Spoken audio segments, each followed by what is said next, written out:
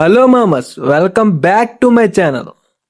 India match ఓడిపోయిన తర్వాత మనకొచ్చిన ఇన్స్టాగ్రామ్ మీమ్స్ కాదు మన తెలుగు క్రియేటర్స్ క్రియేటివిటీ చూద్దాం. ఈ వీడియో జస్ట్ ఫర్ ఎంటర్టైన్మెంట్. ఏ పేరును ఉద్దేశించి ఏ టీంను ఉద్దేశించి జస్ట్ ఫర్ ఎంటర్టైన్మెంట్. మనోభావాలు బ్యాటింగ్ మింగేయండి. ఇండియా ఓడిపోయిందని బార్లో ఉంటే ఒకడేమో ఎలా, ఇంకోడేమో ఎలా.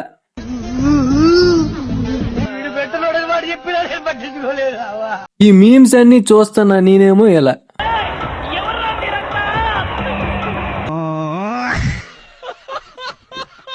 కొంతమంది సూర్యకుమార్ యాదవ్ ఫ్యాన్స్ ఏమో గౌతమ్ గంభీర్ని వెళ్ళి ఇది కాదు మామ, ఒకసారి ఈ వీడియో చూడు.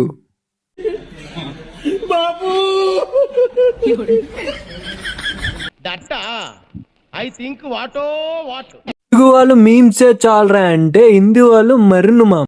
చూడండి,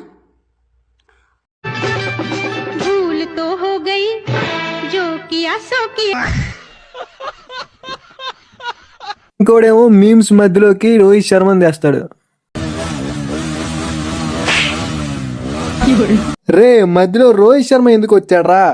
నేనేదో ధోని మ్యాచ్ చూడడానికి వస్తే దాన్ని కూడా యూజ్ చేసుకున్నారు. మీరేంటో మీ విధానాలు ఏంటో ఇప్పటికి నాకు అర్థం అవరో బాబు. నా జీవితం ఏం వాడకవయ్యా, అబ్బో బాగా వాడుతున్నావు కదా. ఇండియన్ కెప్టెన్సీ, ఐపీఎల్ కెప్టెన్సీ ఒకడు కాదని ఇంకోటి మీమ్ చేస్తాడు. అంటేనేమో సన్నిగాని తొక్కేస్తాండ్రు అంటాండ్రు. ఈడికి తొక్కేసుకుని మా మీద వేస్తారేట్రా. ఇంకో మరి ఈ మధ్యన కొత్త విద్యలు నేర్చుకున్నానంట. ఏ విద్యలో చూడండి. సాంప్రదాయిని సుప్పిని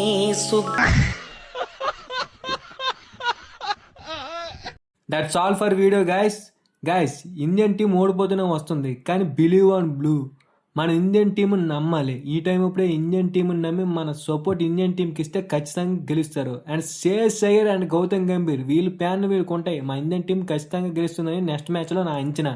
మీకు కూడా నెక్స్ట్ ఇండియా టీమే గెలుస్తుంది అంటే ఖచ్చితంగా కామెంట్ చేయండి. అండ్ ఈ వీడియో ఎలా కనిపించిందో మాత్రం ఖచ్చితంగా కామెంట్ చేయండి గైస్. వీడియో నచ్చినట్టయితే లైక్స్ గుద్దు పడేయండి. That is all for video guys. Thank you for watching.